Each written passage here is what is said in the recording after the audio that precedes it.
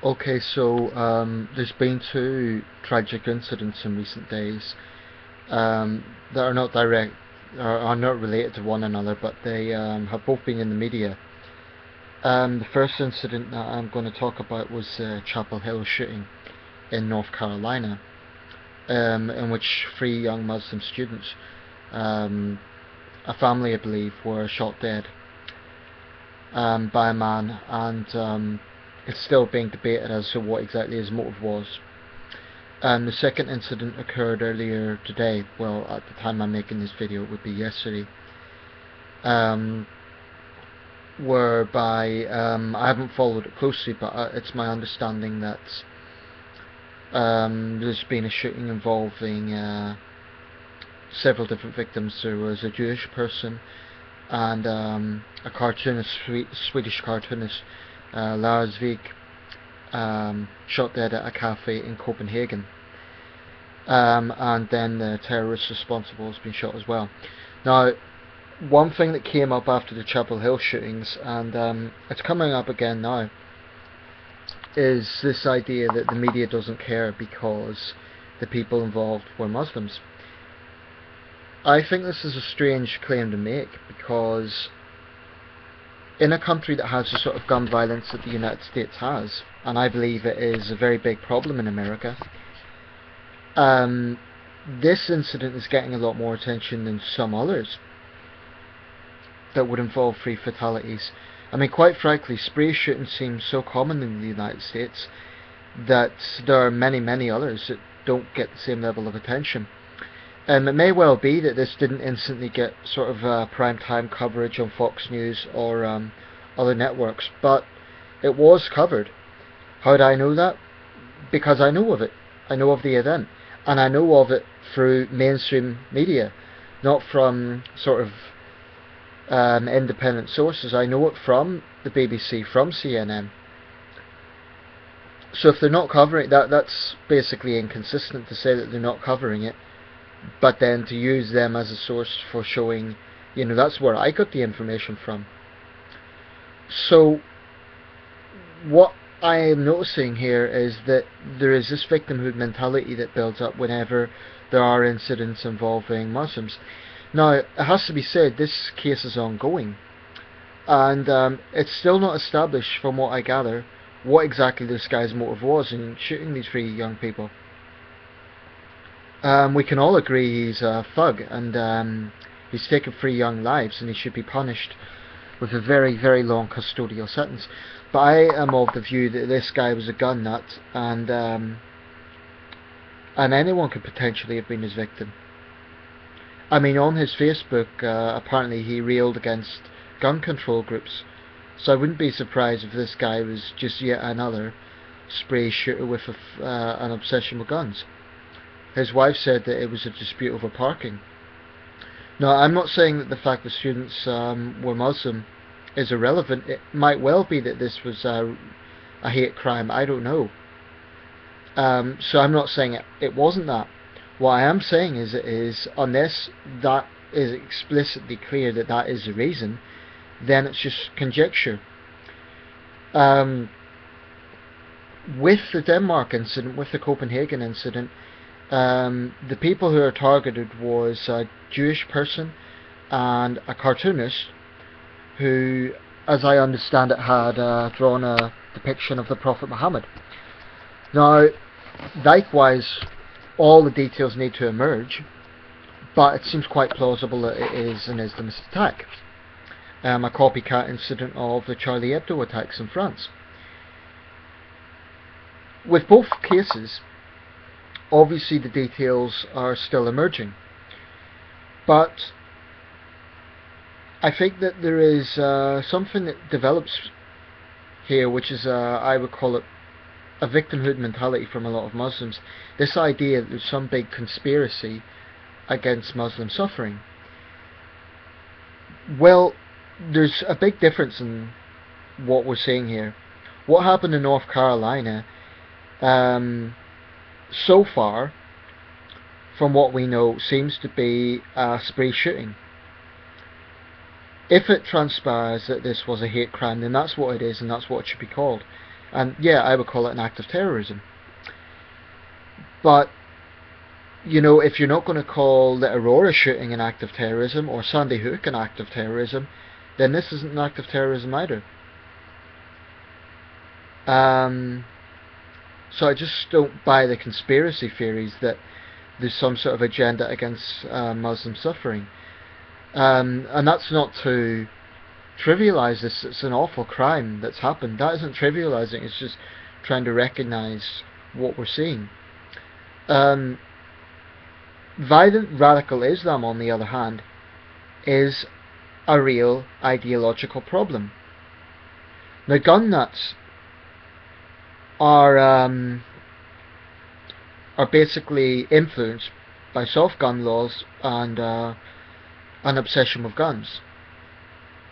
Yeah, many of these people are conspiracy nuts, and they are very, very anti-government, and they have a grievance against much of the world. And in many cases, I wouldn't be surprised if they are racists and so on. But I don't think it's really the sort of I do think there's a difference in what we're seeing. In terms of coverage, well, Islamist atrocities happen every single day. 21 Egyptian Coptics were murdered today by ISIS. President Sisi in Egypt has vowed to crack down on that. Not that his policies have helped a lot. I mean, he's a dictator, basically.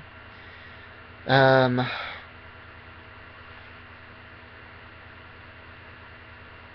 despair sometimes when I see what we are facing in the world regarding radical Islamism, because this is a real thing. The Prime Minister of Denmark said that this is not a case of the West versus Islam. Now, that's good that she said that, because it's not about the West versus Islam. The problem is not the whole religion of Islam. It's not. And it's certainly not the vast majority of Muslims. But there is absolutely a fundamentalist Islamism, that is a real threat. And Western leaders need to stop being frightened to use the word Islamist, because that's what this is.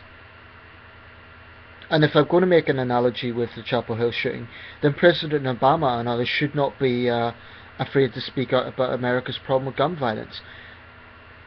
With the information that's available now, I believe this guy was a gun nut who had a temper, and these 3 young people happened to be his victims. But why is it then that Muslims don't ask the question, well, where's the conspiracy in the Aurora shooting? Or the Sandy Hook shooting? As far as I know, none of the victims in those cases were Muslims. So where's your conspiracy there? Just because the victims happened to be Muslim in this case doesn't mean that it was a hate crime. We don't know. It might have been. It might not have been. The information is still being, the police are investigating it. I'm not saying it wasn't. I'm just saying we don't know. But with the Copenhagen incident, I think common sense shows that with the trend of what is happening in the world today, it's very plausibly an Islamist attack. I'm not going to say for sure it is, because I don't know if any groups claim responsibility so far, but you need to look at the situation. In the Chapel Hill shooting, this thing about the parking dispute has come up, so that needs to plausibly be seen as a factor. Now, from what I gather so far, there's no evidence that this guy, I forget his name, in the Chapel Hill case, had a hatred of Muslims or anything like that. If there is, then yeah, it's a hate crime and an act of terrorism. I do regard far-right incidents as terrorism, and they should be regarded as terrorism. I mean, what Anders Breivik done in Norway was absolutely terrorism. Far-right terrorism. And we should never, lose sight that that is also a threat.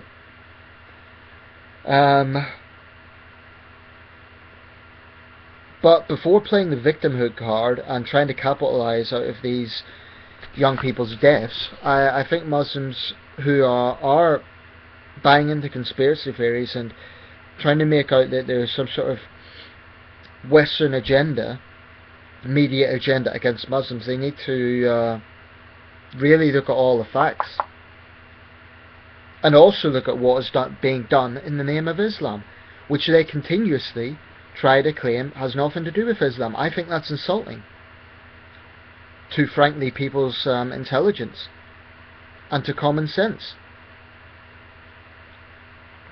So just conclude with this. I believe that in Western societies we face a very, very serious problem these days, a very real problem with ideology. This isn't a clash of civilizations. It's not a case of Islam versus the West, because there are many, many decent, normal Muslims who are integrated and who are very loyal to whichever countries they come from, whether it be Canada or Britain or Australia or any other Western country. That's not a problem. But radical Islamism is, and it's a complete contradiction of all the values that we hold dear. The far right is also a problem. And I just feel despair that there is this wall of denial, and